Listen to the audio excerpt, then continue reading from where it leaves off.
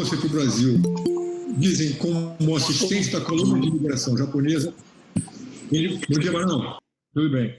Então, o que acontece? Esse professor de jiu-jitsu, Milton Maeda, veio para o Brasil, em 1915, mais ou menos, como assistente da colônia de imigração japonesa. E, ao chegar no Brasil, meu avô Gastão, que era um cara muito influente em Belém do Pará, ajudou o professor Maeda a estabelecer na região. Para mostrar gratidão ao meu avô Gastão, o professor Maeda se ofereceu a ensinar jiu-jitsu ao meu tio Carlos, que era mais velho, de 8 crianças, 8 filhos, 5 homens e 3 mulheres. O tio Carlos tinha mais ou menos uns 13 anos de idade. O tio Carlos começou a aprender jiu-jitsu com o professor Maeda durante alguns anos, e quando a família mudou-se de Belém do Pará para o Rio de Janeiro, ele não tinha uma profissão liberal específica, estava com 17 para 18 anos, começou a ensinar jiu-jitsu, inclusive compartilhar com os irmãos. Muito bem. O meu pai, o Hélio Grace, que era o mais novo dos 5 irmãos, tinha uma saúde muito frágil. Ele me dizia que corria um lance de escada e tinha desmaio, tinha vertigem, e ninguém sabia por quê. Então, os médicos, na época, recomendaram que ele ficasse sem fazer atividade física nenhuma, incluindo o jiu-jitsu. Então, os irmãos praticando jiu-jitsu, e o papai assistia os meninos treinar e tal, ficava ali do lado. Não era nenhum gênio analisando, nem estudando nada, porque não tinha televisão, não tinha o que fazer. Então, ele passava o dia inteiro ali dando volta no tatame, vendo os irmãos treinar jiu-jitsu.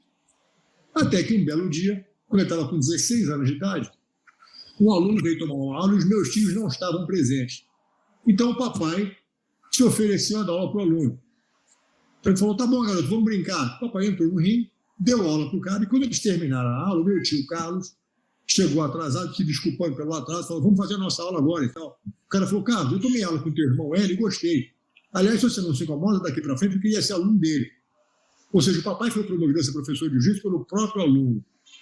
O que acontece é que nesse processo, o papai agora começar a dar aula de jiu-jitsu, ele começou a perceber que alguns dos movimentos que ele havia decorado, assistindo os irmãos praticando a arte, requeriam uma certa habilidade física e força que ele não tinha.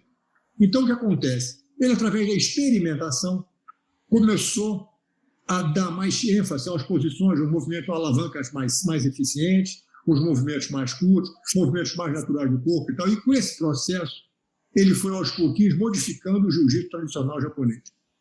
E, eventualmente, começou a desafiar as pessoas no Brasil, lutadores de tudo quanto é tipo, e foi se tornando um cara muito conhecido. A família toda ficou em grandes lutadores, começaram a desafiar todo mundo, brigando com um com o outro, e a família Gracie tornou-se muito famosa no Brasil, no campo da luta. Assim que os irmãos começaram a competir e lutar e fazer isso e aquilo, das aulas, o tio Carlos, que era, como eu disse a vocês, o mais velho dos irmãos, entendeu a importante relação entre boa performance e boa saúde.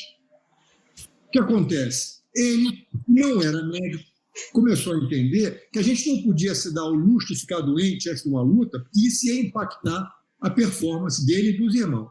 Imagina você ter uma briga amanhã com alguém tipo, maior, mais forte, mais pesado que você, e está com a gastrite, ou com a azia, com a dor de barriga, entendeu? Isso vai impactar a sua performance com certeza. Então, como eu disse a vocês, o tio Carlos, que não era médico, começou a ler o trabalho de médico, de cientista, de nutrólogo, tudo que ele podia ler sobre saúde, ele começou a se interessar por isso. Esse trabalho, que durou a vida dele inteira, levou 65 anos, estudando a combinação dos alimentos, é o que a gente chama hoje de dieta Gracie.